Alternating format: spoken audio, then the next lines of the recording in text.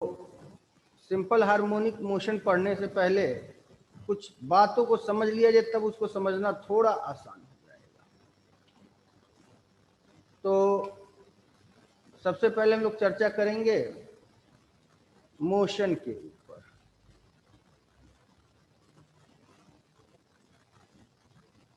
तो मोशन जो होता है खुद ब खुद अपने आप में दो तरह के होते हैं। एक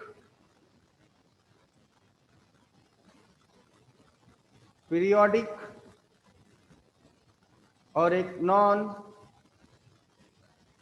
पीरियोडिक। पीरियोडिक दो तरह का होता है, ऑसिलेटरी और दूसरा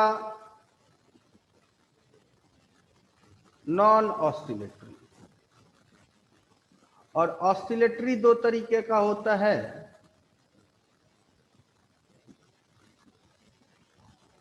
एसएचएम और नॉन एसएचएम।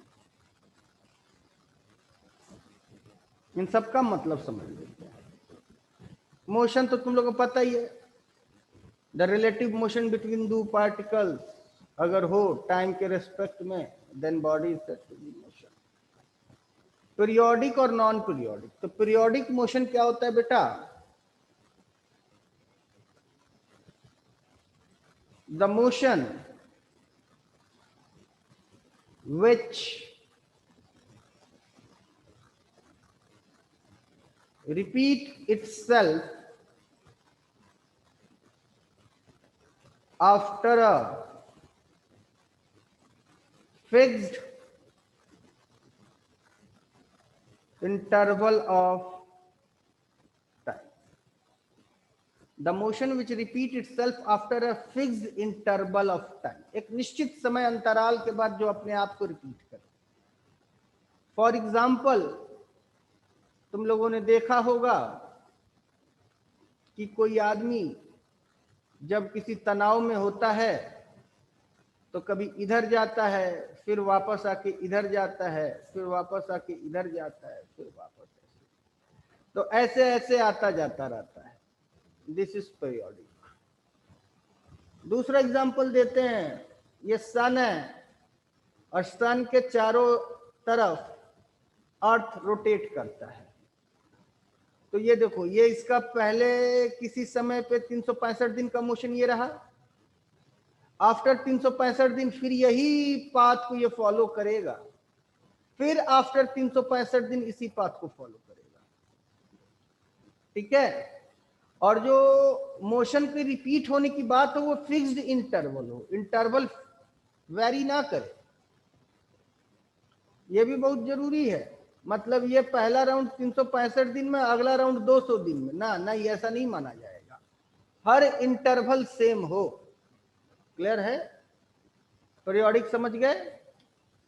एक ऐसा मोशन जो खुद को एक निश्चित समय के बाद रिपीट करे। अब पीरियोडिक दो तरह के होते हैं, ऑसिलेटरी और नॉन ऑसिलेटरी। तो ऑसिलेटरी क्या होता है? तो ऑसिलेटरी का डेफिनेशन है to and fro motion about a fixed point to be called as mean position.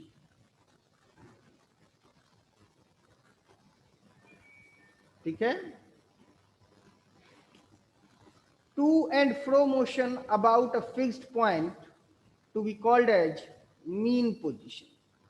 किसी मीन पोजीशन के about to and fro motion अगर करे कोई पार्टिकल तो उसी को कहते हैं oscillatory.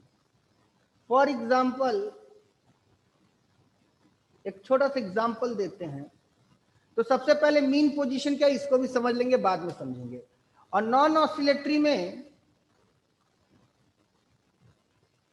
There is no mean position, किसी भी तरह का कोई मीन पोजीशन नहीं होता नॉन ऑसिलेटरी। ठीक है, अब इसको भी समझ लेते हैं। तो जरा मीन पोजीशन को समझ ले क्या होता है। तो मीन पोजीशन हमने आपको बताया है, किसी को पता है क्या होता है mean position? Anybody who can explain the meaning of mean position? Hello hello, कोई बता पाएगा मीन पोजीशन क्या होता है?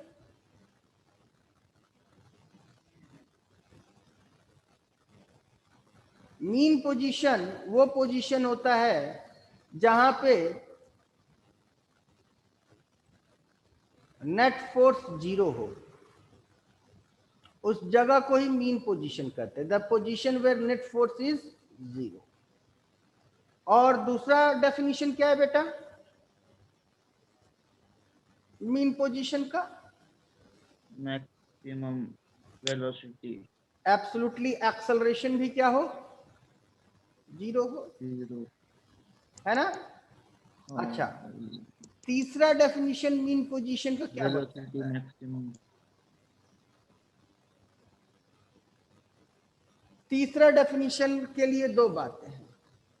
अब ये जो मीन पोजीशन है, ये मीन पोजीशन किस तरह के इक्विलिब्रियम के लिए? स्टेबल इक्विलिब्रियम के लिए है कि नॉन स्टेबल इक्विलिब्रियम के लिए? ये बड़ा इंपॉर्टेंट है। तो अगर मीन पोजीशन की चर्चा करते हैं तो मीन पोजीशन दो तरह के हो सकते हैं, एक स्टेबल इक्विलिब्रियम के लिए और एक अनस्टेबल इक्विलिब्रियम के लिए। मीन पोजीशन दो हो सकते हैं, स्टेबल और अनस्टेबल। तो अनस्टेबल इक्विलिब्रियम में ऑसिलेटरी मोशन का कॉन्सेप्ट ही नहीं आएगा, याद रखना, ऑसिलेटरी मोशन का कॉन्सेप्ट ही नहीं आएगा अनस्टेबल इक्विलिब्रियम। बात समझ आई कि नहीं? अनस्टेबल इक्विलिब्रियम में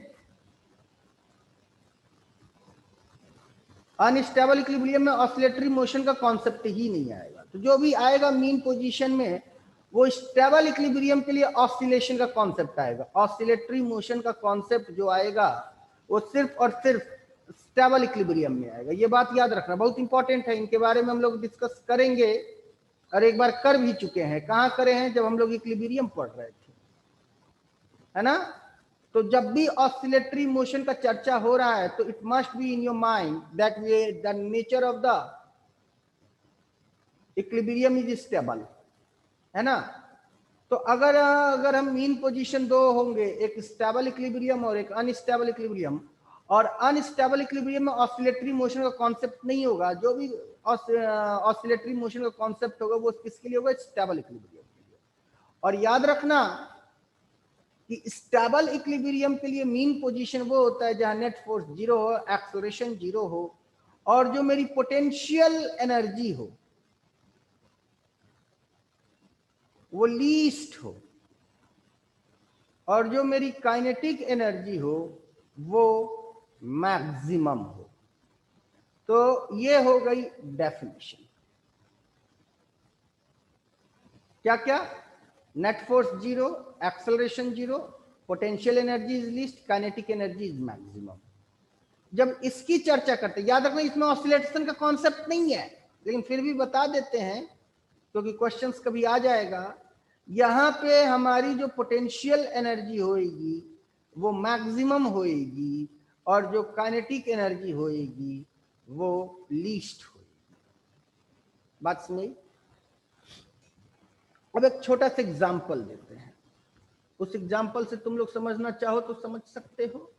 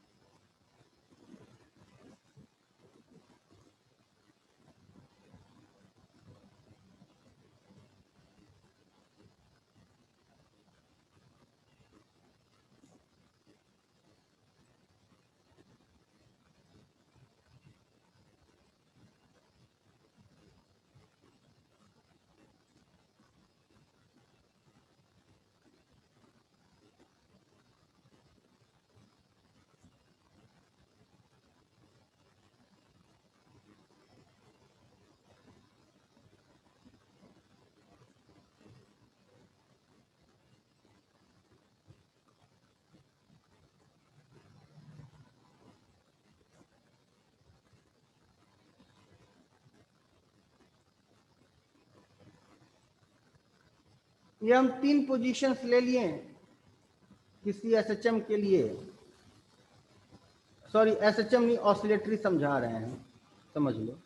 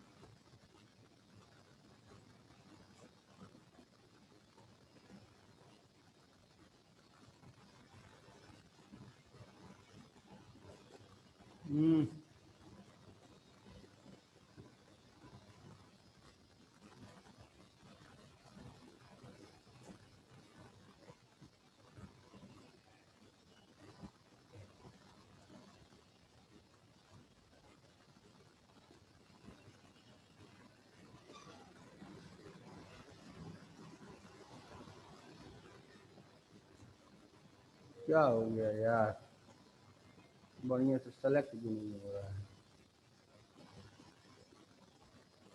यहाँ, अब सेलेक्ट किया है।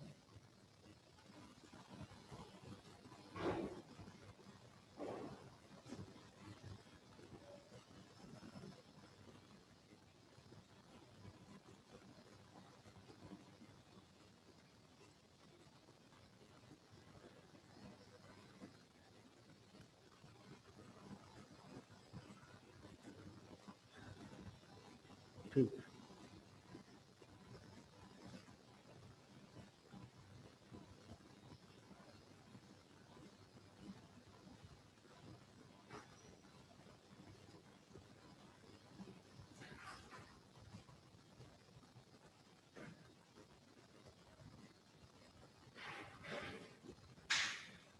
भैया बड़ा पानी के लिए तड़पा दे रहे हो यार, पाप पड़ेगा।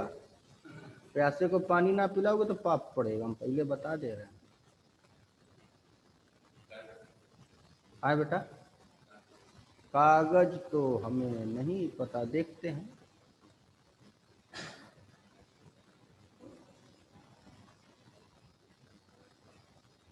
हाँ बेटा, ध्यान दिया जाए।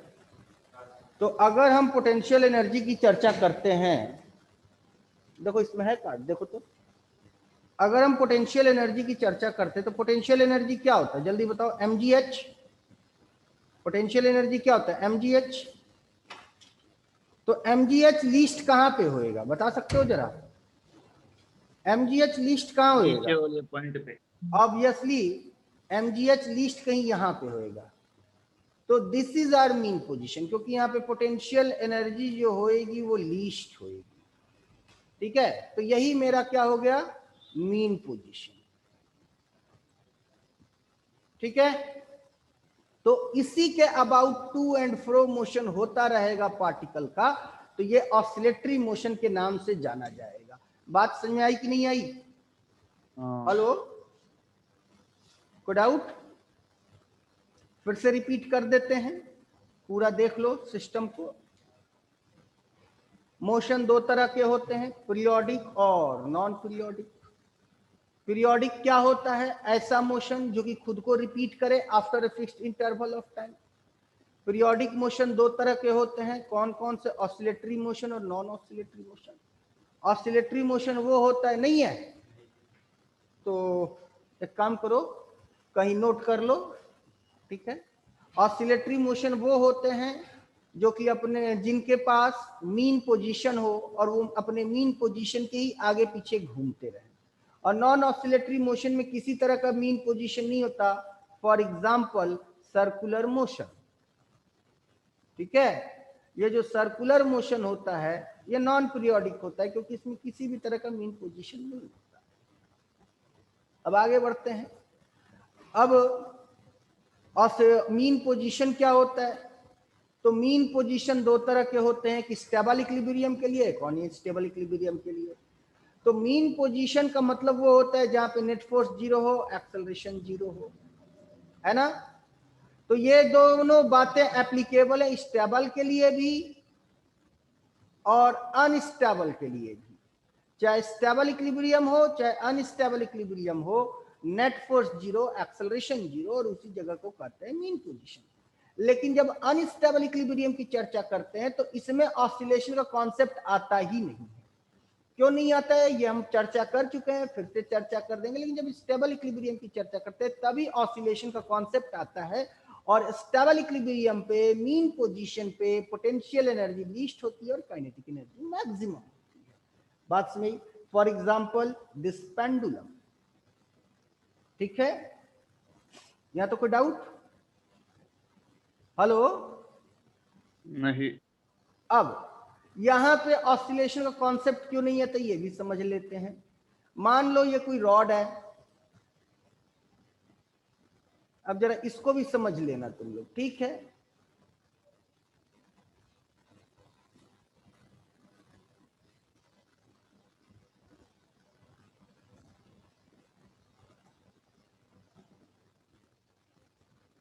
मान लो ये कोई रॉड है, तो इस रॉड का पोटेंशियल एनर्जी कहां से निकाली जाएगी? Gravitational potential energy obviously centre of mass से निकाली जाएगी, जैसा कि तुम लोग को हमने पहले ही बता रखा है।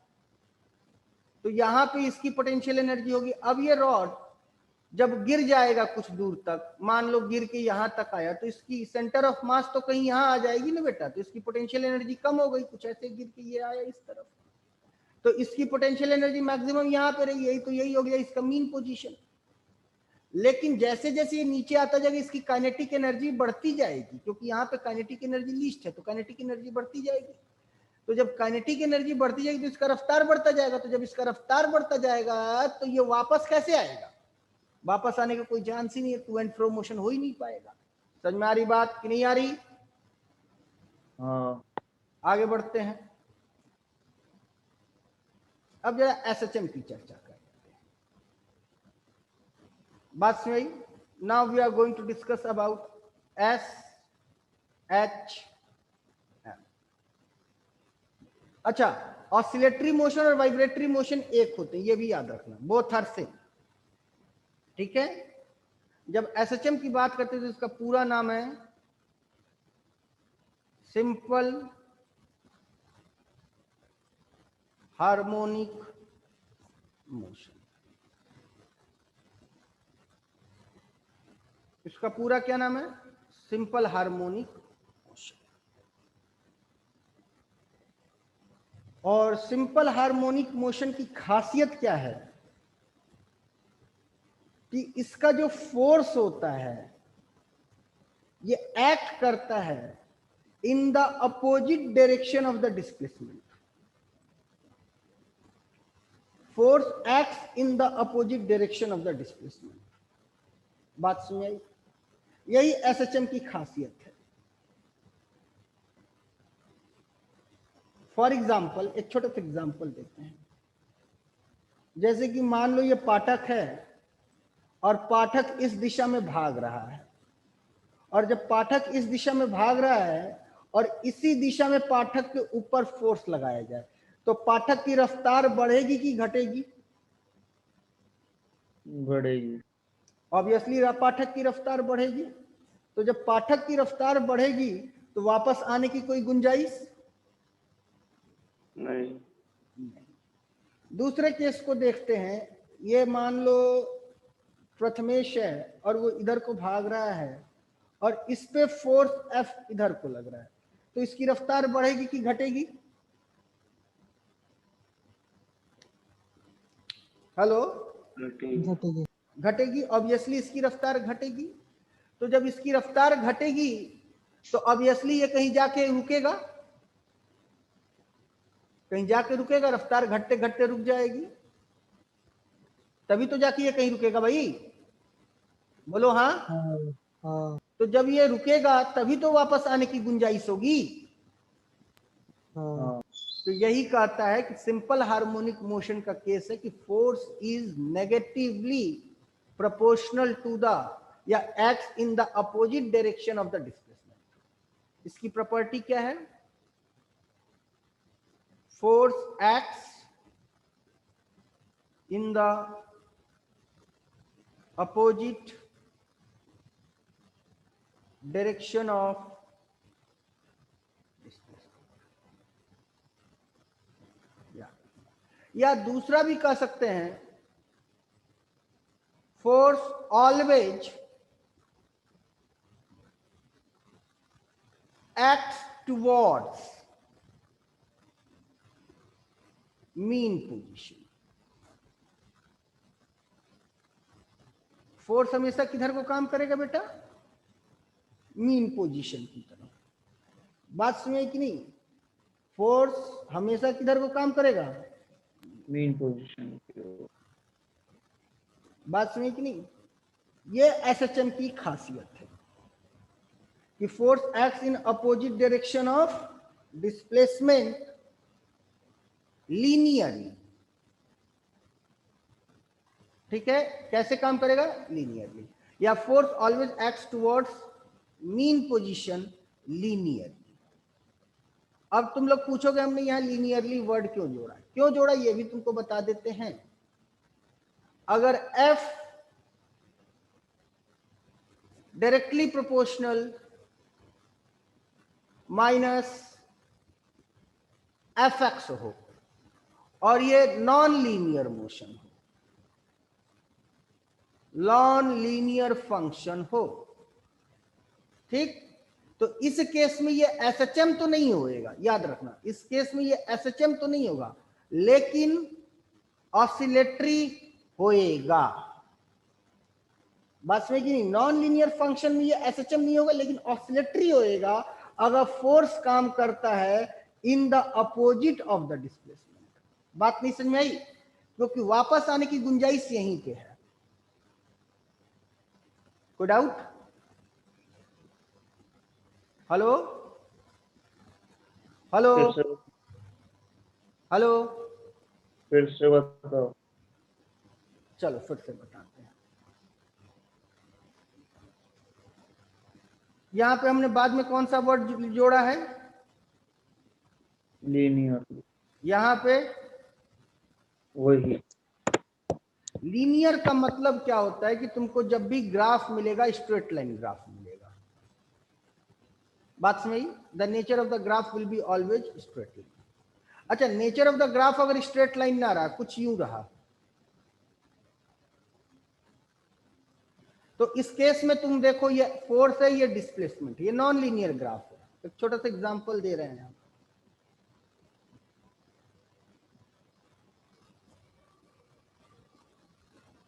ये नॉन लीनियर ग्राफ है क्योंकि स्ट्रेट लाइन तो है नहीं।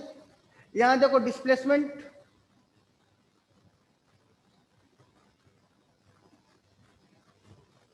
गड़बड़ कर दिया, सॉरी यार, ये भी गड़बड़ कर दिया, ये भी गड़बड़ कर दिया, दोनों गड़बड़ मिटा दिया।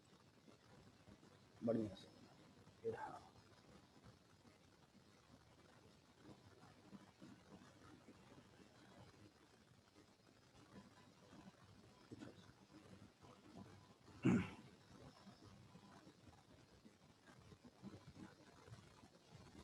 ये देखो, यहां पे फोर्स क्या है? ये एफ एक्सिस है, ये एक्स एक्सिस है। Non linear. तो यहां पे फोर्स क्या है? Obviously positive. और डिस्प्लेसमेंट क्या है? डिस्प्लेसमेंट क्या है इस केस में? इस जगह पे नेगेटिव है। तो फोर्स और डिस्प्लेसमेंट, अच्छा इस केस की चर्चा कर लेते हैं। तो इस केस में फोर्स क्या है और डिस्प्लेसमेंट क्या है? इस केस में फोर्स नेगेटिव और डिस्प्लेसमेंट पॉजिटिव है। यहां पे दिख रहा है कि नहीं? हाँ। और इस केस में फोर्स पॉजिटिव है और डिस्प्लेसमेंट निगेटिव है। यहाँ पे फोर्स निगेटिव है, डिस्प्लेसमेंट पॉजिटिव, यानी फोर्स और डिस्प्लेसमेंट दोनों अपोजिट डायरेक्शन में काम कर रहे हैं, लेकिन ये नॉन लीनियर फंक्शन है, इसलिए ये ऑसिलेटरी है, ना कि एसएचएम है। बस में ये एसएचएम नहीं है, ये क्या है? ऑसिलेटरी है। क्लियर है? कोई डाउट किसी को? अभी भी कोई डाउट कि समझ में आया कि नहीं आया? हेलो हेलो, अब इधर चर्चा कर लेते हैं। ये देखो, अब इस ग्राफ को भी थोड़ा सा समझ लेते हैं। ये फोर्स एक्सिस है, ये डिस्प्लेसमेंट एक्सिस है। यहां पे फोर्स क्या है, इस पॉइंट पे फोर्स क्या है बोलो, और डिस्प्लेसमेंट पॉजिटिव नेगेटिव। और यहां पे फोर्स क्या है, नेगेटिव और डिस्प्लेसमेंट। तो यहाँ फोर्स और डिस्प्लेसमेंट दोनों अपोजिट डायरेक्शन में काम कर रहे हैं, और ये स्ट्रेट लाइन ग्राफ है, यानी ये लीनियर नेचर का है, तो ये एसएचएम है। बात समझ कि नहीं, ये एसएचएम है। तो ऑसिलेटरी होने के लिए शर्त क्या है कि force must act in the opposite direction of the displacement. This is the case for oscillatory. बात समझ कि नहीं, force must act in the opposite direction of the displacement, either it be a linear या फिर non linear, दोनों हो सकता है। बात समझ कि नहीं, चाहे लीनियर हो चाहे नॉन लीनियर हो, बस शर्त यही है कि force must act in the opposite direction of the displacement. But as per as the SHM is concern, force must act in the opposite direction of the displacement, so it is a oscillatory, and the function must be linear, then it is a oscillatory which is SHM. Are you getting my point or not? Hello, hello, hello. Yes देखो फिर से समझा देते हैं। Oscillatory कितने तरह के हैं, ऑसिलेटरी कितने तरह के हैं, कौन कौन से, एसएचएम और नॉन एसएचएम। तो जो ऑसिलेटरी की प्रॉपर्टी होगी वही एसएचएम की प्रॉपर्टी होगी, जो ऑसिलेटरी की प्रॉपर्टी होगी वही एसएचएम की प्रॉपर्टी होगी, क्योंकि इसी का ये सब डिवीजन है। लेकिन तो इसकी प्रॉपर्टी क्या है, इसकी प्रॉपर्टी ये है कि force must act in the opposite direction of the displacement. और इसकी प्रॉपर्टी क्या है, force must act in the opposite direction of the displacement but linearly.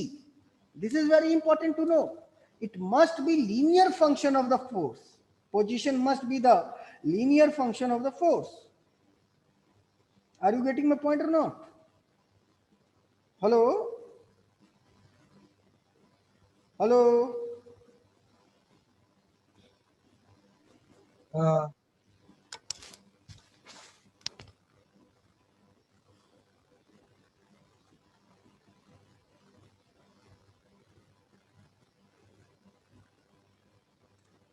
हाँ साहब चाय पिला दे please.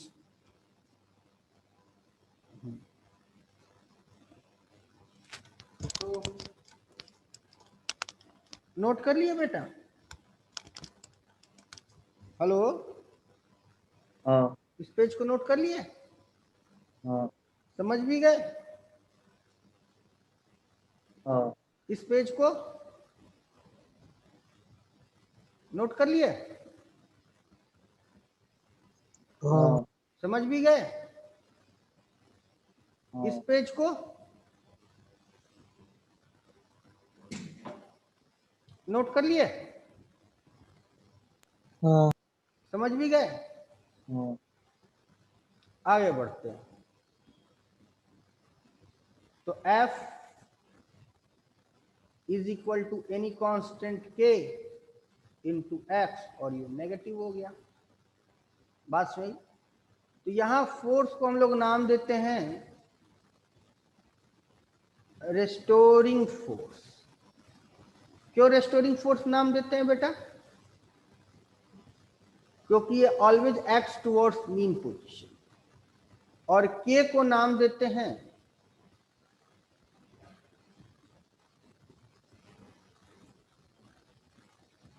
Restoring force constant.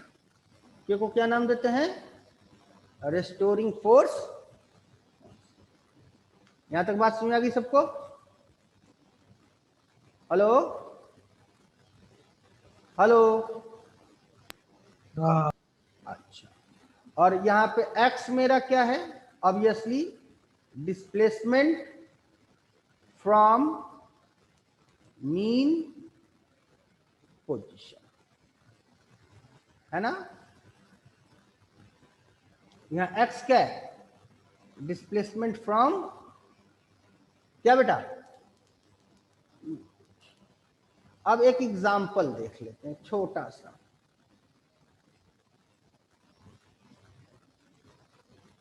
f is equal to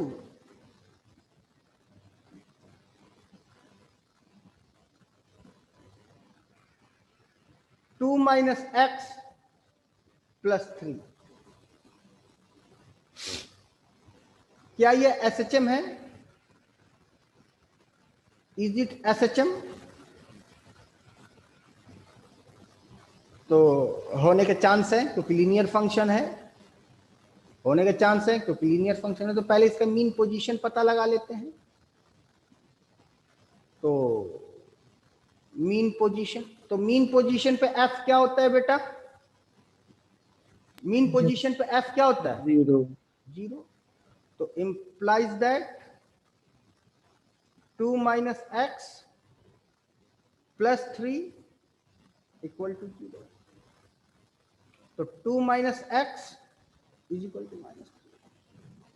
तो x is equal to 5।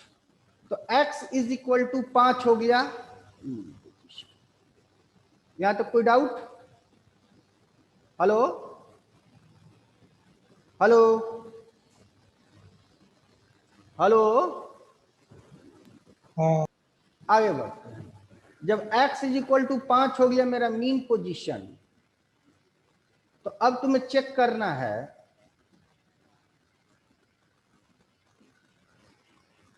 कि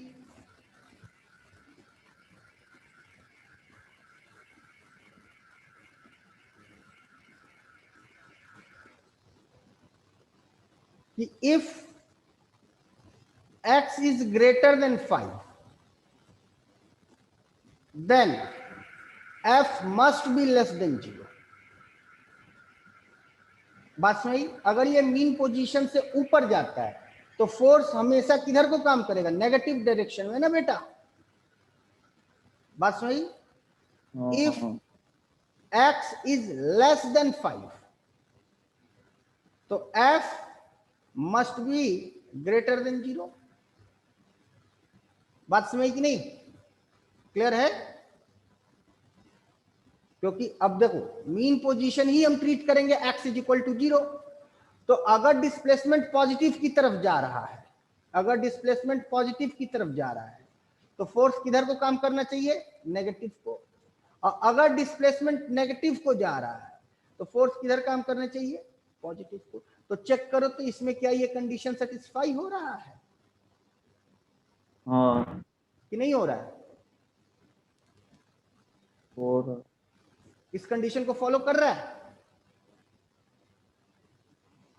जल्दी बोलो। हाँ कर रहा है बेटा? हाँ obviously it is a SHM। बात समझ? ये ऑब्वियसली क्या है? SHM। कोई डाउट किसी को? हेलो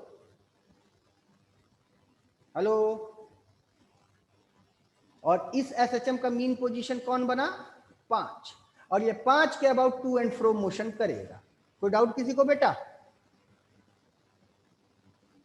हेलो, नहीं आगे बढ़ा जाए? हाँ चलो एक एग्जांपल ही चेक कर लेते हैं। यहाँ 6 रख देते हैं for 5 greater than x greater then 5। यहाँ 6 रख दिया। तो यहाँ 6 रख दिया तो ये कितना हो गया बेटा? ये कितना हो गया? -4 -4 प्लस 3 -1 -1 यानी f निगेटिव आ गया। फॉर x लेस देन, अब इसको 5 कर लेते तो लेस देन 5 में इसको 4 रख लेते हैं। बात नहीं समझी? तो ये कितना हुआ? -2 और +3 कितना हो गया? 1। फिर f पॉजिटिव आ गया। तो x अगर निगेटिव है तो f पॉजिटिव, x अगर निगेटिव पॉजिटिव है तो f निगेटिव, x अगर निगेटिव है तो f पॉजिटिव। ये कंडीशन सेटिस्फाई हो रहा है कि नहीं हो रहा है ना? और यहाँ x की पॉजिटिविटी और नेगेटिविटी किससे चेक करी जाएगी? 5 से, क्योंकि 5 ही इसका मीन पोजीशन है। आप लोग समझ रहे कि नहीं मेरी बात? Hello hello. हाँ, अच्छा, अब एक और एग्जांपल देते हैं। f is equal to 2 minus x का होल स्क्वायर प्लस 2। ये एसएचएम है कि नहीं है? ये ऑब्वियसली एसएचएम नहीं है। क्यों? क्योंकि ये लीनियर फंक्शन नहीं है। आंख मूंद के बोल रही है एसएचएम नहीं है। क्यों? क्योंकि ये लीनियर फंक्शन नहीं है। नो,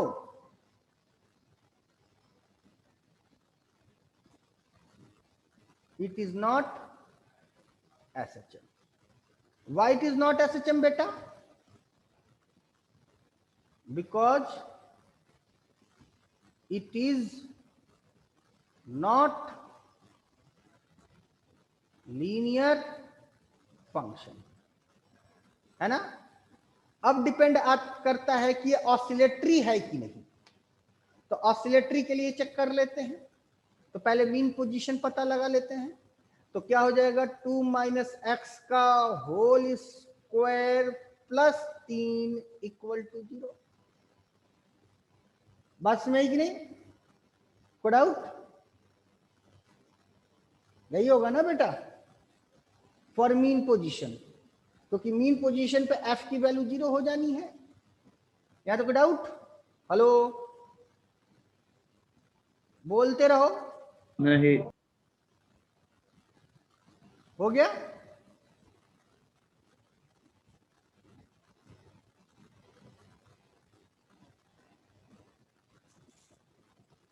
यहाँ पे सॉल्यूशन क्या आ रहा है? यहाँ पे क्या आ रहा है सॉल्यूशन?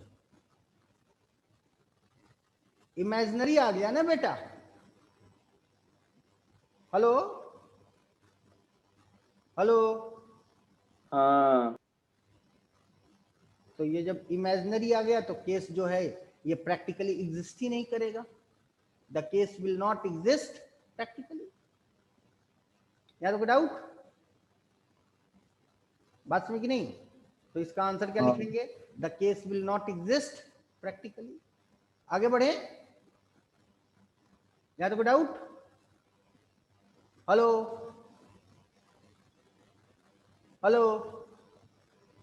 हाँ, अब आगे बढ़ते हैं, दूसरा क्वेश्चन देखते हैं इसी तरह का। f is equal to 2 minus x का होल स्क्वायर माइनस 3।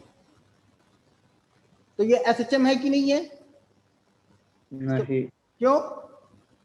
लीनियर नहीं है। बात खत्म। अब ऑसिलेटरी है कि नहीं है? अब मीन पोजीशन पहले पता लगा लेते हैं। तो मीन पोजीशन पे हमारा f क्या होता है? मीन पोजीशन पे f क्या होता है? 0।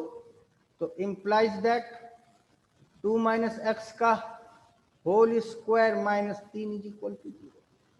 तो implies that 2 minus x is equal to 3 plus minus root, है ना बेटा। तो x is equal to 2 plus root 3 और दूसरा आंसर होगा 2 माइनस रूट 3। यही हुआ ना बेटा? x के यही दो सॉल्यूशन आएंगे ना, हाँ। कि कोई और आएगा? हेलो, ठीक। तो इसके दो मीन पोजीशन हो गए। It has 2 mean positions. कोई डाउट बेटा? क्लियर है? समझ में आ रही बात की नहीं आ रही? हाँ। अब चेक करना है कि ये क्या दो एसएचएम कहाँ किस मीन पोजीशन के लिए और किस मीन पोजीशन के लिए एसएचएम नहीं है। इसको भी चेक ही कर लेते हैं, क्या करना है।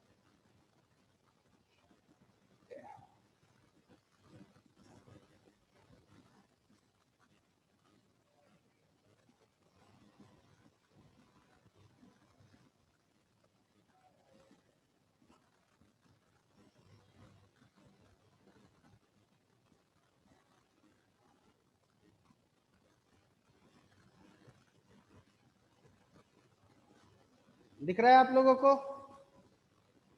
हेलो, हेलो, तो अब चेक करते हैं। तो एक x का सॉल्यूशन कितना आ गया है 2 प्लस रूट 3, और एक x का सॉल्यूशन कितना आ गया है 2 माइनस रूट 3। तो याद रखना, for oscillation x greater than 2 plus root 3, f must be less than 0, and for x less than 2 plus root 3, f must be greater than 0। और इस केस में भी वही होगा। सर फॉर ऑसिलेशन, 2 मिनट रुक जाओ, x greater than 2 minus root 3, f must be less than 0, and for x less than 2 minus root 3, f must be greater than 0। बात समझ आई कि नहीं? अब चेक करो, क्या ये दोनों सेटिस्फाई हो रहे हैं दोनों केसेस में? सर वो x माइनस 2 प्लस रूट है, नहीं सुन पा रहे हैं, फिर से बोलो। वो x है ना, हाँ, वो -2 प्लस रूट 3 और -2 माइनस रूट 3। -2 आएगा। हाँ चेक कर लेने दो हमें एक दफा, सर वो x है ना, 2 माइनस x देख लेते हैं, इक्वल टू चेक कर प्लस लेते हैं, माइनस। कोई इशू नहीं है। 2 नहीं, माइनस एक्स सही है। होल स्क्वायर इक्वल टू 3, तो 2 minus x is equal to plus minus root 3, तो 2 plus minus root 3 equal to x. ठीक तो है भाई, क्या दिक्कत है? क्या बोल रहे हो दौड़ के बेटा? हाँ सही। अब बताओ, इनमें से ये वाला केस क्या दोनों में सेटिस्फाई हो रहा है कि किसी में नहीं हो रहा है? ये चेक करो, ये वाली चीज ये चेक करो बेटा। हेलो,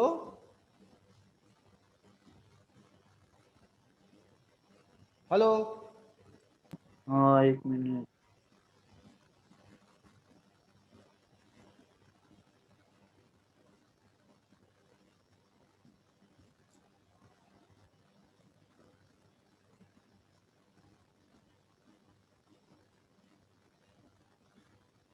हम करें कि तुम करोगे?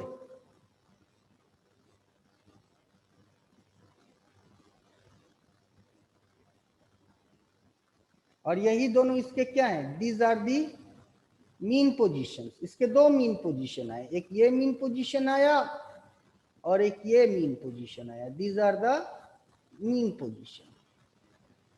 बात समझ कि नहीं?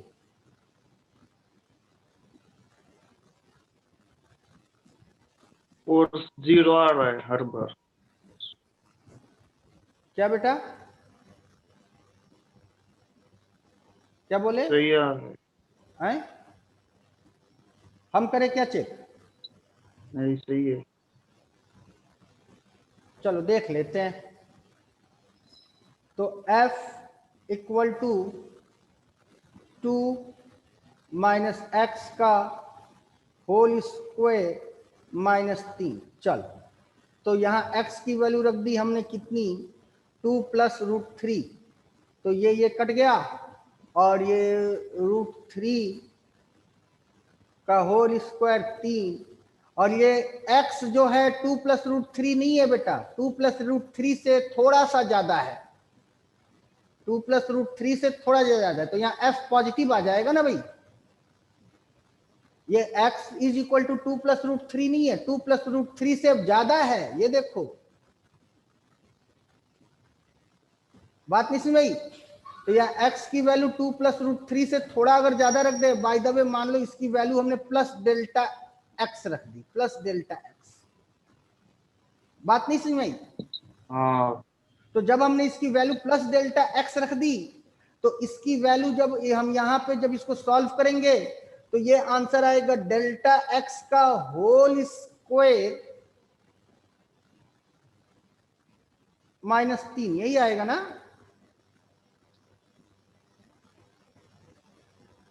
हाँ, 2 सही है।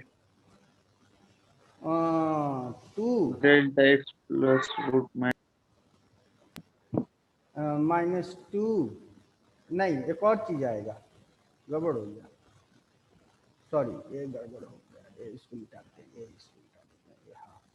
तो इसको सॉल्व कर लेते हैं, क्या करना है, जब इसको सॉल्व करेंगे तो लिख सकते हैं 2 माइनस √3 माइनस डेल्टा एक्स का होल स्क्वायर -3, ये और ये कैंसिल, तो ये क्या होगा -√3 प्लस डेल्टा एक्स का होल स्क्वायर -3, है ना बेटा। तो ये कितना हो जाएगा 3, ये माइनस का होल स्क्वायर प्लस हो जाएगा, plus 1 plus del x upon √3 का होल स्क्वायर -3, ये और ये कट गया, तो एफ मेरा क्या आ गया, ग्रेटर देन 0 आया कि नहीं आया, हेलो। यानी कि x अगर अपने मीन पोजीशन से ज्यादा है तो फोर्स भी पॉजिटिव आ जा रहा है, यानी इस केस में ये ऑसिलेशन भी नहीं होगा। अब इस केस में उसी तरह चेक करो, इस केस में भी ऑसिलेशन नहीं होगा, नहीं बात में, क्योंकि स्क्वायर फंक्शन है ना बेटा, स्क्वायर तो ऑलवेज ग्रेटर देन 0 ही होता है। कोई डाउट किसी को, हेलो। तो it is neither oscillatory nor SHM, clear है, समझ में आई बात सबको, हेलो। हाँ पाठक पाठक पाठक नहीं बोल रहे, पाठक आवाज नहीं जा रही, पाठक छोड़ दो। पायल, प्रसाद, तुम दोनों को समझ में आया कि नहीं आया, हाँ सर। मीनल, हाँ सर। चलो आगे बढ़ते हैं। तो याद रखना, फिर से हम सारी बातों को दोहरा देते हैं। मीन पोजीशन का मतलब कि फोर्स 0 होगा, मीन पोजीशन से ऊपर फोर्स को निगेटिव आना चाहिए डिस्प्लेसमेंट में, और मीन पोजीशन से नीचे फोर्स को पॉजिटिव आना चाहिए। अगर ये कंडीशन फॉलो होता है तो वो ऑसिलेटरी होगा, और एसएचएम होने के लिए क्या चाहिए, ऑसिलेटरी का लीनियर होना जरूरी है। अब बात समझ में आ गई, हाँ आगे बढ़ते हैं। अब F is equal to -kx, तो F is equal to ma plus kx is equal to 0, लिख सकते कि नहीं बेटा, हेलो। हाँ अच्छा, m डॉट x को क्या लिख सकते हैं, d2x by dt square plus kx is equal to 0, नहीं लिख सकते हैं, हेलो। हाँ तो इसे हम लोग क्या कहते हैं बेटा, this very thing is known as what, this very thing is known as differential equation for SHM. इसे क्या नाम देते हैं, hello. Differential equation for SHM. हाँ, अब इस डिफरेंशियल इक्वेशन को सॉल्व करेंगे तो उसका सॉल्यूशन आएगा। तो इसका सॉल्यूशन बेटा तुम्हारे सिलेबस में नहीं है, this solution is out of your syllabus, याद रखना। इसलिए इसके सॉल्यूशन के लिए तुम लोग जद्दोजहद ना करो, कहोगे तो हम बता देंगे जरूर, लेकिन इस तरह के डिफरेंशियल इक्वेशन को सॉल्व करना तुम्हारे क्लास 12 के सिलेबस में नहीं है। डिफरेंशियल इक्वेशन पढ़ लियो मैथमेटिक्स में, हाँ चलो। तो जब इसको सॉल्व करेंगे तो x is equal to a sine omega T plus five या फिर x is equal to a cos omega T plus five. ये इसके दो सॉल्यूशंस आते हैं, इस डिफरेंशियल इक्वेशन के सॉल्यूशंस है। तो ये क्या है बेटा? This is what solution for differential equation of SHM। बात समझ? आइदर साइन फंक्शन और कॉस फंक्शन। तो आइदर साइन फंक्शन या कॉस फंक्शन को एक साथ क्या कहते हैं पता है? साइनोसोडल। Sinusoidal function. यानी SHM must be sinusoidal function of time. बात समझ? यानी कि एक और इसकी डेफिनेशन आ गई हमारे पास। क्या आ गई? कि इन SHM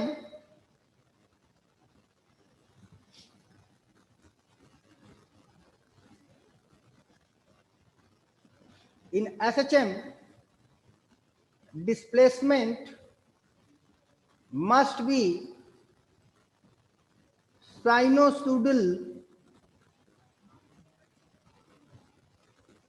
function of time। In SHM displacement must be what beta? Sinusoidal function of time। Clear है? कोई डाउट? हेलो? नहीं। अब सबका मतलब समझ लेते हैं। इरेज करें, अगले पेज पे एक चले। मिनट। नोट करो जल्दी।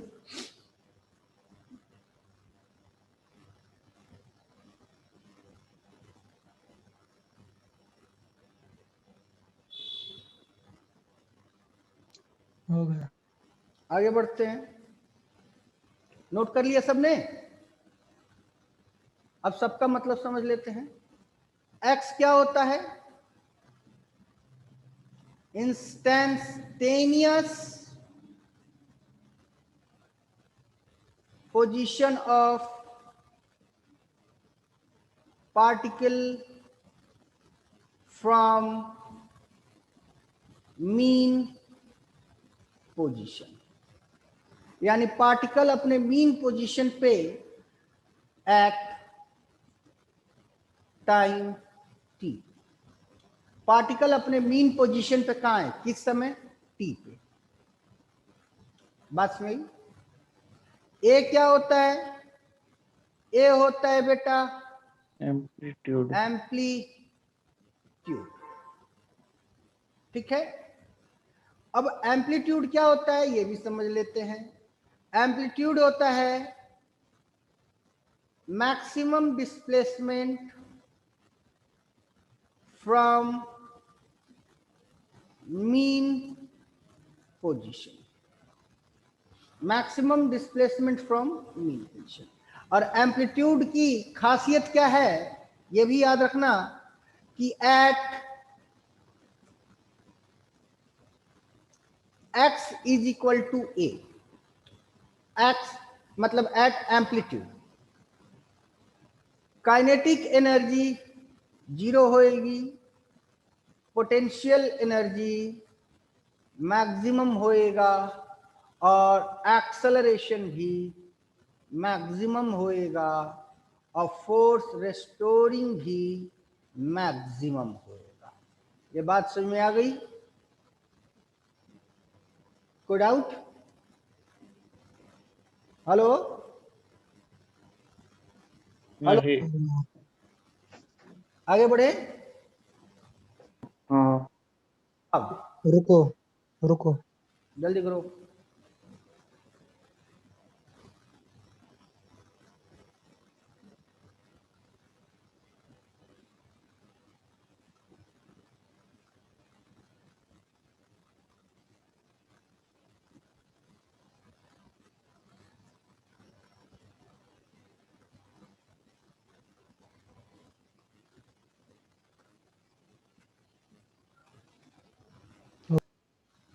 हो गया?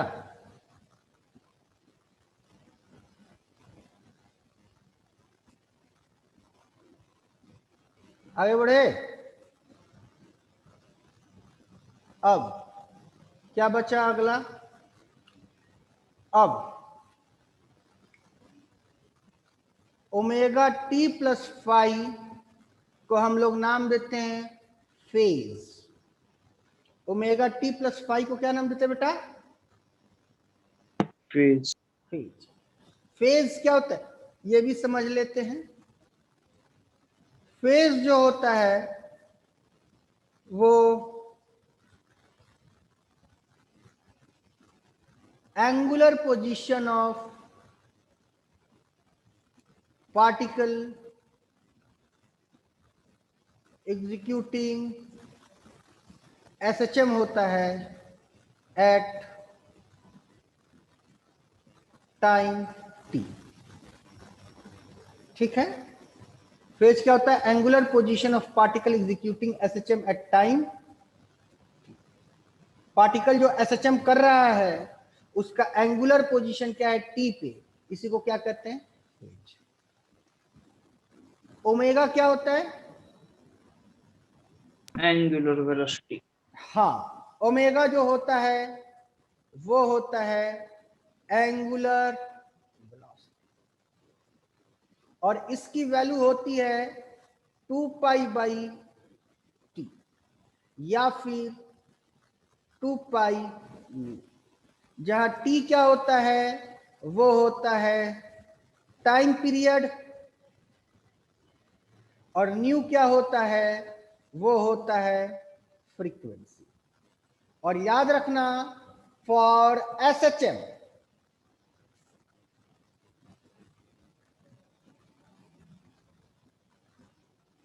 Omega is constant.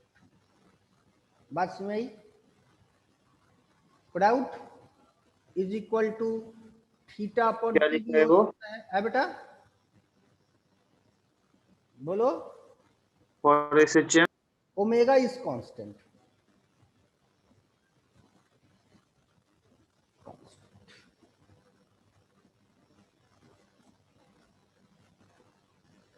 ठीक है।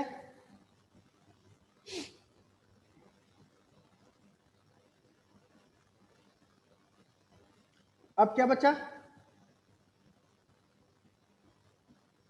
अब क्या बचा? कुछ नहीं। ना बचा, ध्यान से देखो क्या बचा। x is equal to a sine omega t या x is equal to a cos omega T plus five में क्या बचा? जल्दी बोलो। ए हो गया, x हो गया, ओमेगा हो गया, t तो टाइम है, इंस्टेंट ऑफ टाइम। क्या बचा? लिख देते हैं। फाई। स्मॉल टी क्या है? यह है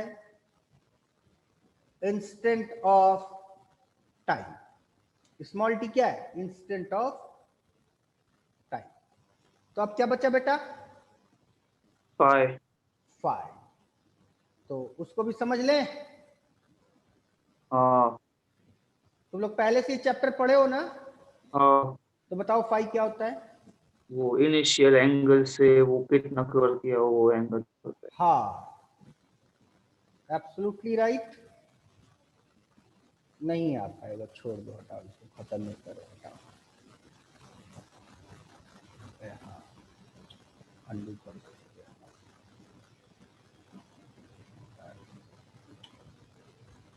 अगले पेज पे चलते हैं। फाइव। फाइव को हम लोग नाम देते हैं इपोच या फिर इनिशियल फेज। फाइव को क्या नाम देते हम लोग? क्या नाम देते बेटा? Initial phase. या फिर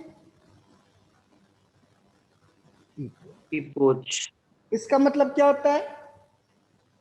स्टार्टिंग एंगल। इसका मतलब होता है angular position of particle at t equal to. बात समझ कि नहीं? कोई डाउट? हेलो। हाँ अब कुछ बात को समझ लेते हैं कि एंगुलर पोजीशन होता क्या है। इसको समझाने की जरूरत है कि समझ गए हो? हेलो। ये तो भाई हमने इसके बारे में लिखा दिया, लेकिन इसको देखो, फिजिक्स जानना और फिजिक्स समझना दो अलग अलग चीजें हैं। हम कभी भी तुम लोग को फिजिक्स जनाने की कोशिश नहीं करते, फिजिक्स समझाने की कोशिश करते हैं। तो ये इनिशियल फेज समझ में आया है कि नहीं आया है? आया है। आया है। किसी को भी जरूरत है कि आगे बढ़े? हेलो पाठक, फिर बता दो। क्या बोल रहे हो बेटा? हेलो पाठक,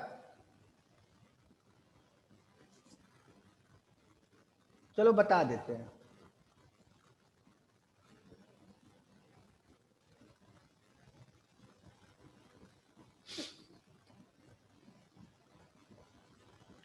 और ये कोई ब्लॉक जो है, लेट अस अज्यूम ये ब्लॉक, इसमें कुल कई सारी बातें आएंगी, वो सब हम लोग डिस्कस करेंगे। ये ब्लॉक यहां से यहां के बीच में एसएचएम कर रहा है, कभी यहां गया फिर वापस, ये देखो ये ब्लॉक यहाँ से चला, ये गया, फिर यहाँ से रुक के वापस आया, फिर ये इधर गया, फिर वापस आया, फिर ऐसे ऐसे ये ब्लॉक चल रहा है। तो ये ब्लॉक क्या कर रहा है? एसएचएम कर रहा है। तो इसकी इनिशियल फेज क्या होगी? अब देखो, इनिशियल फेज का मतलब when the time is zero. तो time t is equal to zero कब होता है बताओ जरा? जरा बताओ, time t equal to zero कब होता है? जल्दी बताओ, कौन बताएगा? जब वो स्टार्ट करेगा है चलना। बेटा, बोलो बोलो जल्दी बोलो, सही बोल रहे हो प्रथमेश, बोलो क्या बोलना चाह रहे हो? वो स्टार्ट करेगा कौन? एसएचएम। एसएचएम जब स्टार्ट होगा, तो हाँ एसएचएम तो स्टार्ट नहीं होगा, एसएचएम चल रहा है। हाँ, फिर जब से हम ऑब्जर्व करेंगे तो absolutely right. Time t is equal to zero का मतलब when you start your observation. बात समझ गई नहीं? जब तुमने अपना ऑब्जर्वेशन शुरू करा तभी हो गया time t is equal to zero. याद रखना। तो ये पार्टिकल जो है, ये पार्टिकल कुछ यूं ऑसिलेट कर रहा है, ऐसे ऐसे ऐसे ऐसे ऐसे ऐसे ऐसे ऐसे।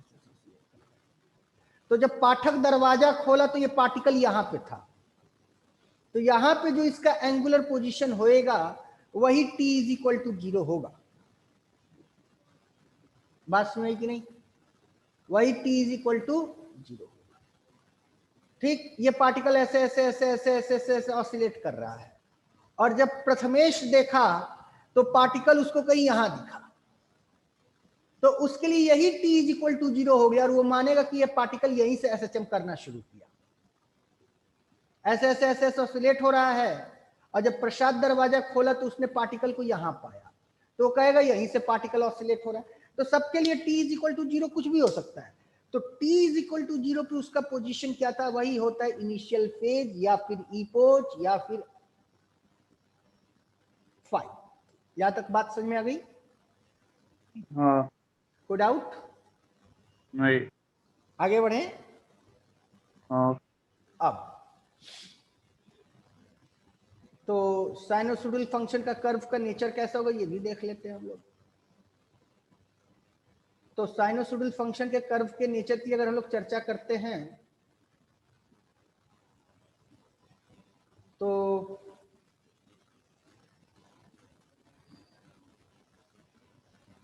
ऑब्वियसली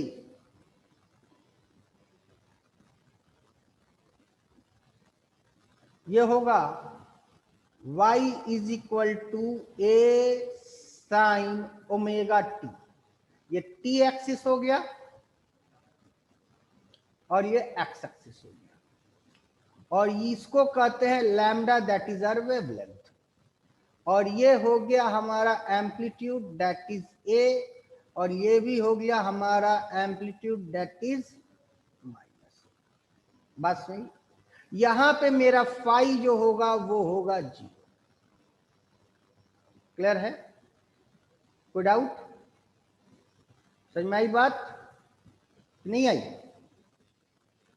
हाँ। और अगर हम इसकी चर्चा करें,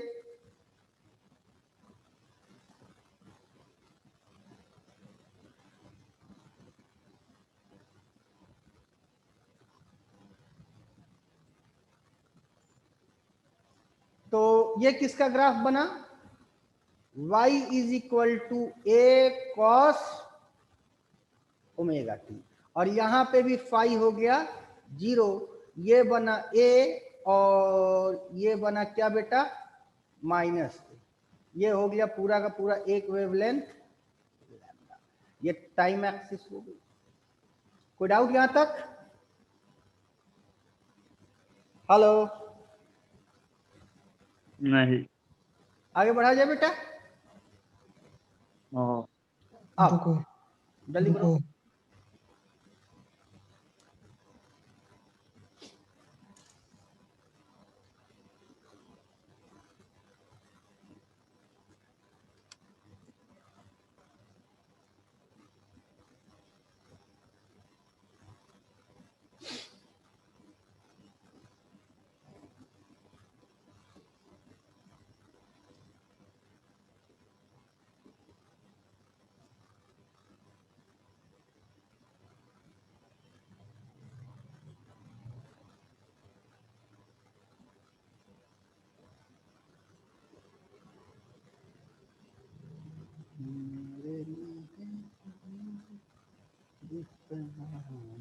रुको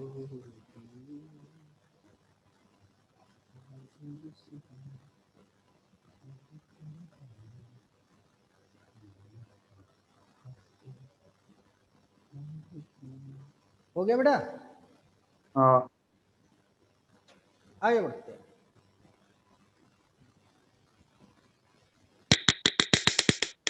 अब एक छोटा सा क्वेश्चन देते हैं।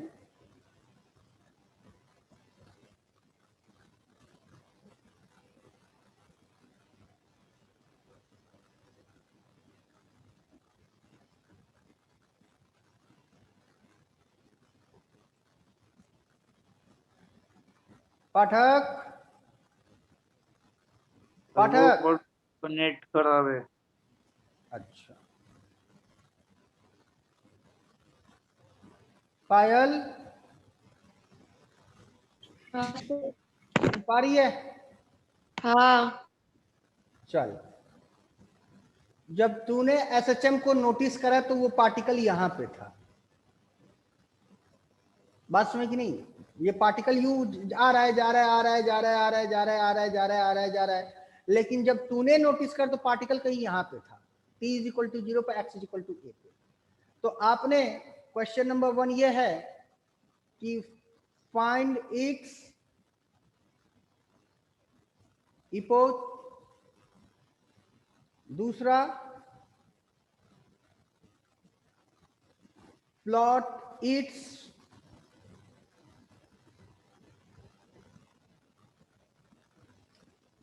Sign graph versus time. अच्छा, ये यहां पे तो इधर को जाता हुआ भी हो सकता है, इधर को भी जाता हुआ हो सकता है, तो किधर को जाता हुआ बनाया जाए? राइट जाता हुआ कि लेफ्ट जाता हुआ? तो ये ऑब्जर्वेशन किसका है? पायल का है। ऑब्जर्व है बेटा, एक्स क्या है? ये वाला, ये वाला पहला कि दूसरा लेफ्ट का। है? तो एक्स इक्वल टू क्या दिया है आपने? और क्या t बेटा? इज इक्वल पे, फिर से बोलो। तो t इज इक्वल टू 0 पे x क्या है? ए बाई 2, सॉरी, ए बाई 2। पायल, हाँ सर। ये ऑब्जर्वेशन किसका है? तेरा है। ये ऑब्जर्वेशन तेरा है ना, तो तू बता पार्टिकल इधर जा रहा है कि इधर जा रहा है, लेफ्ट की राइट? क्योंकि ये यहाँ तो किसी भी अवस्था में पाया जा सकता है, या तो यहाँ से ये गया, फिर वापस ये आया, फिर ये गया, फिर ये आया। तो यहाँ t is equal to 0, x is equal to a upon t पे तू किधर इसको मानेगी? लेफ्ट जाता हुआ कि राइट जाता हुआ? जल्दी बोल। राइट। राइट जाता हुआ, यानी कि तूने कुछ यूं माना। और एक और क्वेश्चन दे देते हैं हरे रंग से, ये दो क्वेश्चन हो गए, एक क्वेश्चन ये हो गया, एक क्वेश्चन ये हो गया। तो हरे रंग का सॉल्यूशन हरे रंग से करेंगे और काले रंग का सॉल्यूशन काले रंग से करेंगे। तो चलिए करिए, आप लोग कर लोगे प्रथमेश? हाँ। करो। और कौन सा प्लॉट करना है? इसका साइन ग्राफ प्लॉट करना है। Plot its sine graph versus time. Sir x is equal to a/2 है क्या? हाँ, तो पहले काले के लिए सॉल्व कर लेते हैं, first of all for black. तो जनरल इक्वेशन क्या होता है? x is equal to a sine omega T plus 5। और इसका ग्राफ कैसा होता है? इसका ग्राफ कुछ ऐसा। क्लियर है? तो at t is equal to 0, x की वैल्यू कितनी है? a/2 equal to a sine omega dot 0 plus 5। ये और ये कैंसिल, तो क्या हो गया? Sine 5 is equal to 1/2। तो इंप्लाइज दैट 5 की वैल्यू कितनी होगी? हेलो, 30। बस देखो, ध्यान से देखो, ये x है, ये t है। तो इसका a/2 वैल्यू, a/2 कहीं यहां पे, ये देखो, ये हो गया तुम्हारा a। तो a/2 इसका कहीं यहां पे दो वैल्यूज आ रहे हैं ना भैया? हाँ। a/2 इसके कहीं दो जगह वैल्यू आ रहे हैं। तो एक ये होगा, एक ये होगा। बाकी तो तुम लोग ट्रिग्नोमेट्री पढ़े हो, ट्रिग्नोमेट्री के अंदाज में नहीं बताएंगे। ट्रिग्नोमेट्री के अंदाज में बताएंगे तो फिर बायो वाले झक मारने लगेंगे बेचारे। बात समझ कि नहीं? तो एक यहाँ पे पढ़ रहा है और एक यहाँ पे पढ़ रहा है। तो चूंकि ये सिमेट्रिकल फिगर है, तो अगर ये 30 एंगल है तो ऑब्वियसली ये भी 30 ही होगा, लेकिन ये पाई से 30 पीछे है, हाँ। क्योंकि यहां तक 2 पाई है ना भाई, यहां से लेके यहां तक 2 पाई, और ये कितना हो गया? पाई। तो ये 30 हुआ, तो ये एक आंसर आ गया 30 डिग्री, और एक आंसर कितना आया? 2π/3। 180 माइनस 30 डिग्री। दो आंसर आएंगे ना बेटा? Hello hello. हाँ। और तुम लोग को पता भी है sine pi minus theta is equal to sine theta. क्यों? हाँ। कोई डाउट किसी को?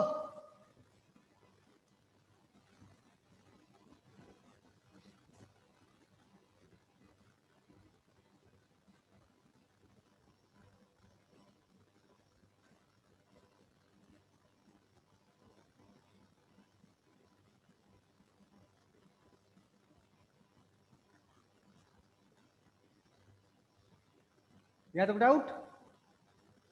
नहीं। तो हमारे पास दो फाई हो गए। एक फाई 1 कितना आ गया? π/6।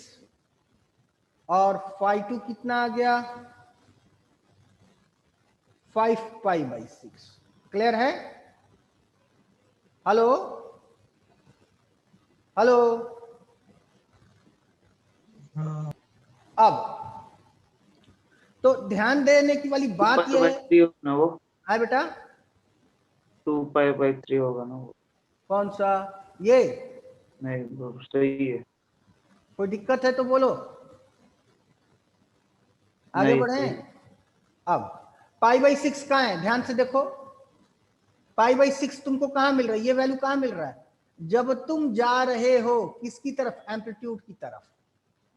और ये वैल्यू तुम्हें कब मिल रहा है? जब तुम वापस आ रहे हो किससे? एम्पलीट्यूड से। दिख रहा है कि नहीं? हेलो। हाँ।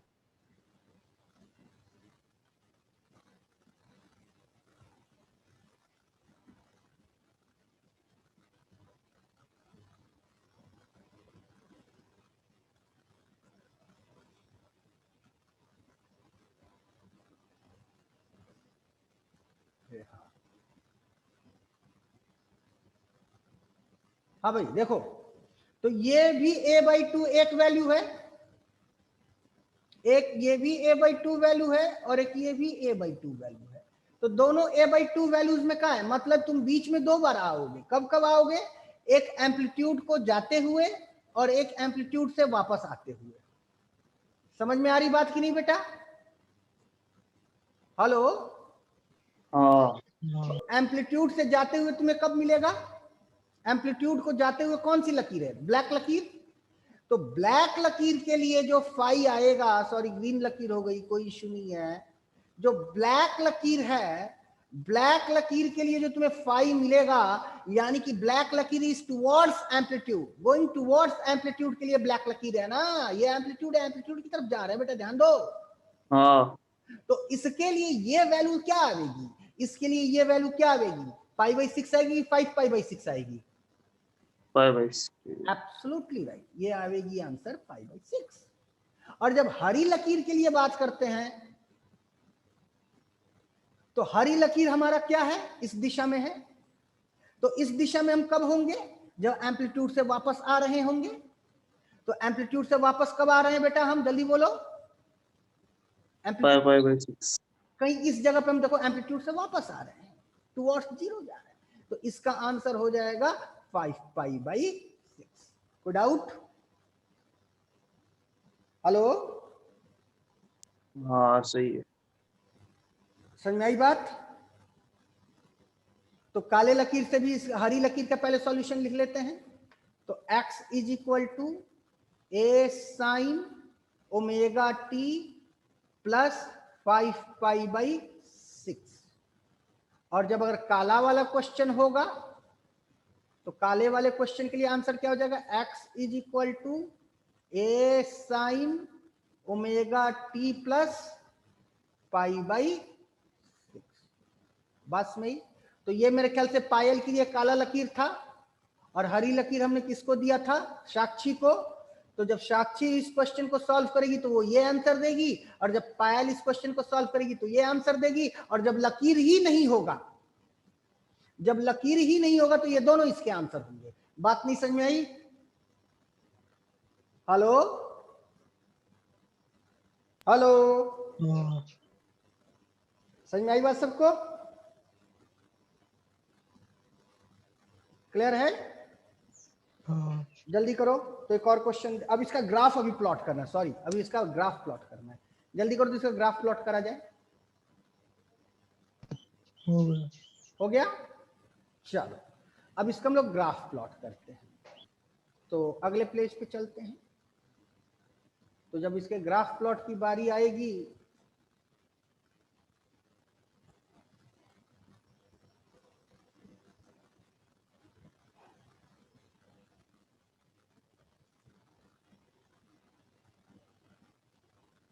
ये रहा।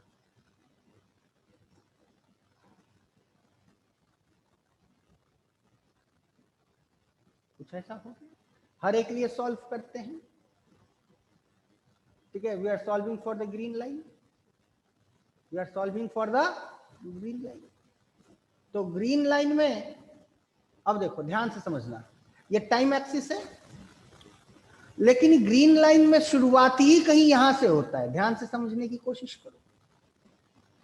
हाँ t इज इक्वल टू 0 पे पार्टिकल कहाँ है, t इज इक्वल टू 0 पे पार्टिकल 5π/6 पे है।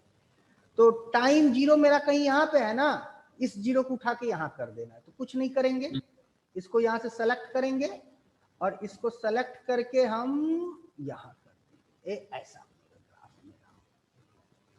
बात समझ आई? और जितना हिस्सा इधर कटा होगा, जितना हिस्सा इधर कटा होगा, और उतने हिस्से को हम इधर भी आगे लगा देंगे। सॉरी, थोड़ा सा ग्राफ गंदा हो जाएगा तो समझ लोगे ना, कुछ ऐसे। और ये हिस्सा जो होगा वो डॉटेड हो जाएगा, मतलब ये दिखा रहा है कि ये रियल में एग्जिस्ट नहीं कर रहा है, लेकिन ग्राफ का यही हिस्सा। तो ये हिस्सा जो कटा, वो हिस्सा हम यहां से ऐड कर दिए। अब बात समझ आई कि नहीं आई? हेलो, हाँ समझ में आई बात सबको?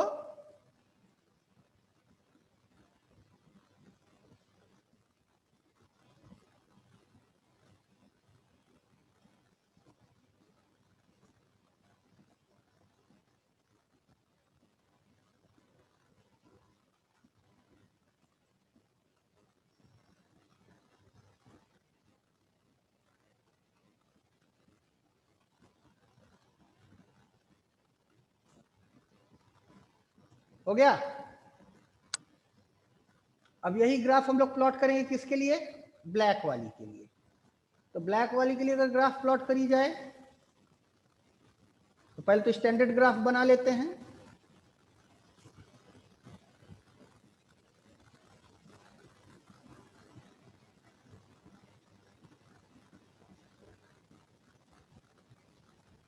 ये बन गया।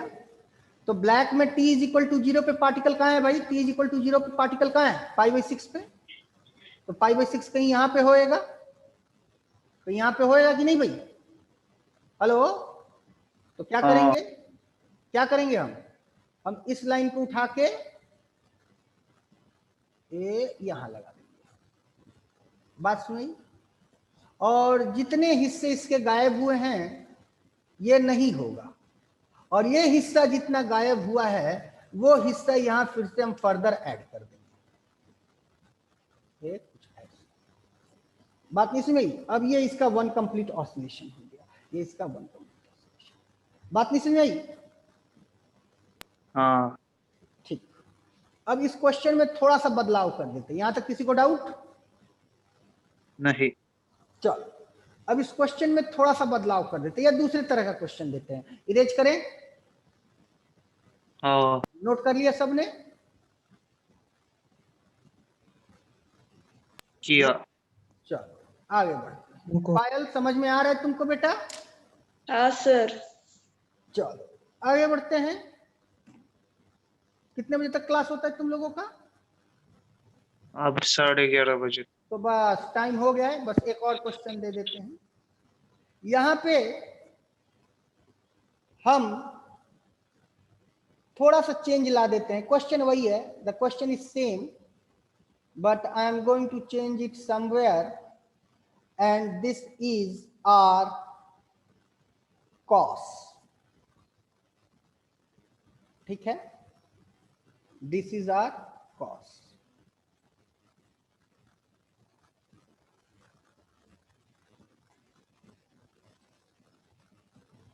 ये सब हटा देते हैं, इन सब की जरूरत नहीं है। ब्लॉक को भी हटा ही देते हैं, ब्लॉक कहीं और लगा देते हैं। अब एज ए कॉस, तो एज ए साइन कहीं भी होगा तो कर लोगे। हाँ।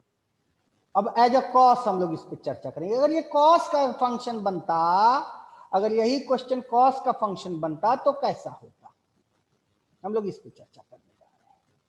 क्वेश्चन वही है, the question is same as it was, okay.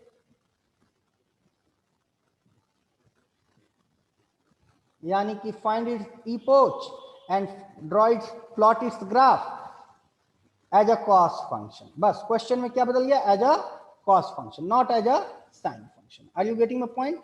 And our block is over here, our block is at over here and this position is x is equal to minus a by 2 at t is equal to 0। ये a by root 2 ले ले कि a by 2 ही सही है, जैसा कहो, क्या करें जल्दी बोलो, a/√2। a by root 2 कर ले। चलो कोई इशू, क्लियर है। तो पहले इसका as a cos function check करना है, तो x is equal to a cos omega t plus 5।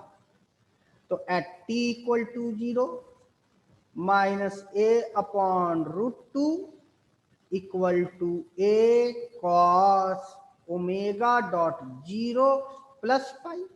क्यों भाई, तो ये कितना हो जाएगा, -1/√2 इक्वल टू cos 5। अब जरा कॉस का एक ग्राफ देख लेते हैं हम लोग भाई। तो कॉस का जो ग्राफ बनता है, कॉस का ग्राफ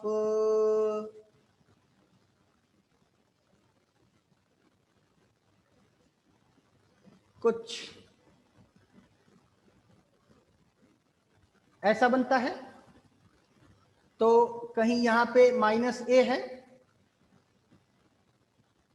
यहां पे कहीं -a है और यहां पे +a है। तो a/√2 इसके दो जगह वैल्यूज आ रहे हैं, वो भी निगेटिव में। a/√2 इसके दो जगह वैल्यूज आ रहे हैं, एक यहाँ पे, अरे a/√2 तो a से कम ही होगा ना कहीं, और एक यहाँ पे। बात समझ में आई, समझ में आई बात की नहीं बेटा? और ये पूरी की पूरी ये एंगल कितनी हो गई, ये एंगल हो गई 2 पाई की, ये एंगल कितनी हो गई पाई की, और ये वैल्यू कितनी हो गई पाई बाई 2 की। तो कॉस की कहां पे वैल्यू -1/√2 होती है, जरा बताओ पाई तो। बाय 4 हैं? पाई बाय 4 -1/√2 कहां होती है कॉस की वैल्यू? 3 पाई बाय 4 और 5 पाई बाय 3 पाई बाई 4, 5/1 और 5/2 कितना बेटा? 5 पाई बाय 5 पाई बाई 4। ये कैसे आया पता है? जिनको पता है हाँ बोले, जिनको नहीं पता है ना बोले। तो हम बताएं कैसे आया। पता है। बायो वाले बच्चों बताओ सर। बहुत सही, चल चल।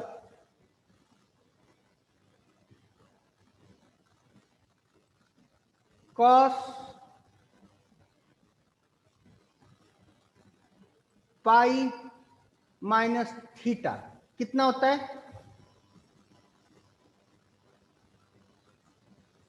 जल्दी बोलो।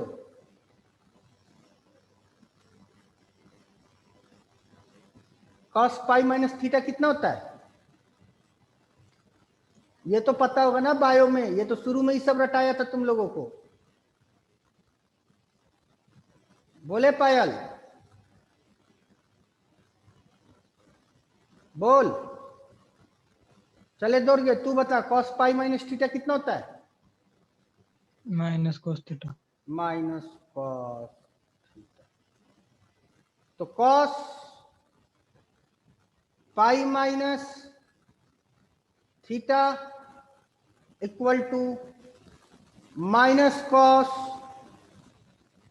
पाई बाई 4 नहीं हो जाएगा? क्योंकि कॉस पाई बाई 4 की वैल्यू 1/√2 होती है कि नहीं? हेलो। अच्छा, तो हम लिख सकते हैं कि pi minus theta equal to pi by 4। तो implies that theta is equal to pi minus pi by 4 equal to कितना हुआ 3 पाई बाई 4। क्लियर है? कोई डाउट? हेलो। हाँ सही है। अच्छा, दूसरा आंसर कैसे आया? तुम लोग को पता होना चाहिए कॉस पाई प्लस थीटा भी माइनस कॉस थीटा होता है। कॉस पाई प्लस थीटा भी माइनस कॉस थीटा होता है, पता है ना? तो यहाँ प्लस लगा लेते हैं, यहाँ प्लस लगा लेते हैं, यहाँ भी प्लस लगा लेते हैं, है कि नहीं? हेलो। हाँ तो बात वही आएगी।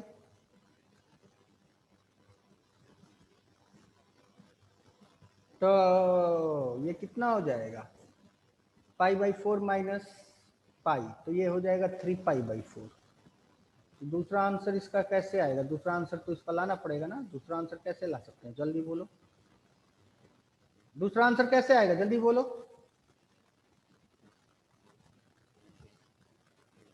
पाई माइनस थीटा तो कर ही लिया, और दूसरा आंसर कैसे लाएंगे, जल्दी बोलो। 5 प्लस पाई प्लस थीटा पे आंसर गड़बड़ हो जा रहा है बेटा। सीधा हम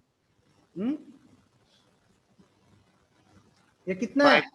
5 प्लस 5 बाय 4 करता हूँ। ये कितना एंगल है? ये कितना एंगल है? ये कितना कौन सा? एंगल है? ये वाला वो क्या वो पाई by 2, 2 pi by 2, 3 pi by 2। हाँ तो 3 पाई बाई 2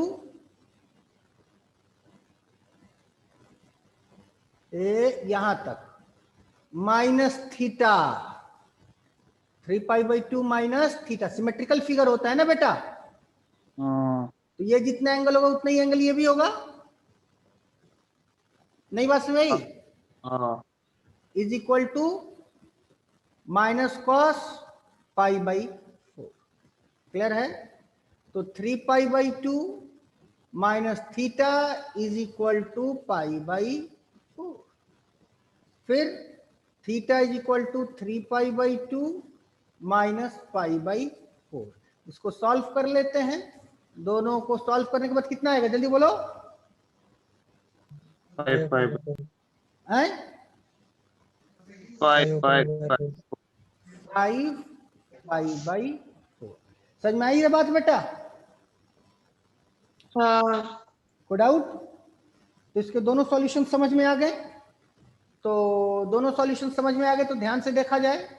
एक हमने लाल लकीर इधर बना दिया और एक हरा लकीर इधर बना दिया। सॉरी गड़बड़ हो गया, ये हरा लकीर हो गया, ये हरा लकीर इधर को हो गया।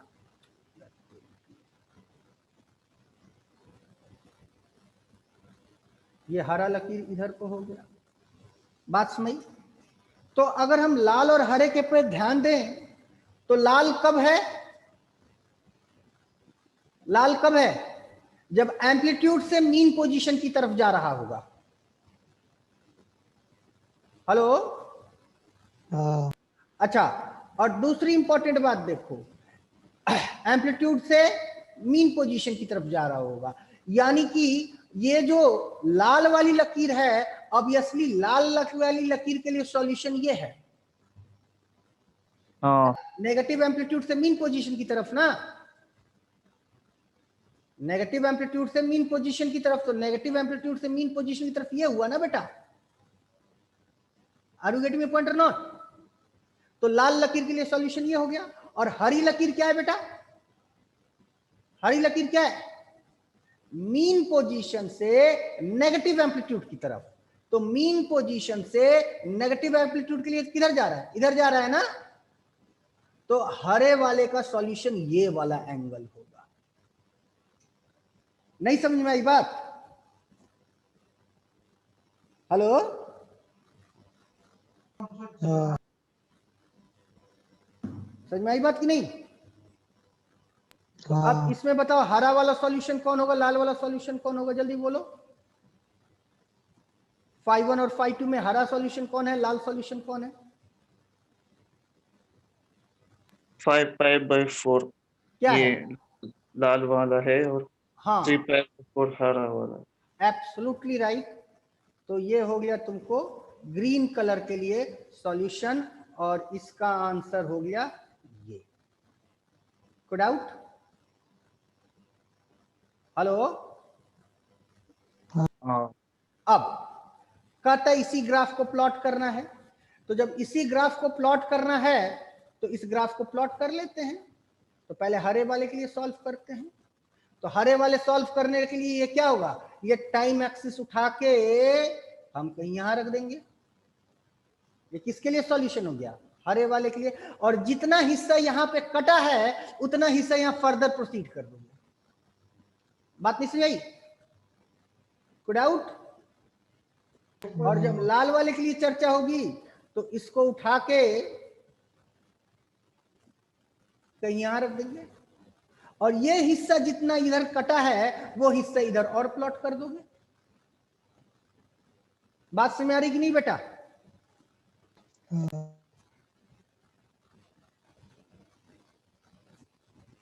हाँ समझ में आई बात कि नहीं? हाँ कोई डाउट? क्लियर है? आज के लिए बस इतना ही। Thank you. अभी कोई जाएगा नहीं भाई, रुक जाओ, अभी हमको कुछ बात भी करना है।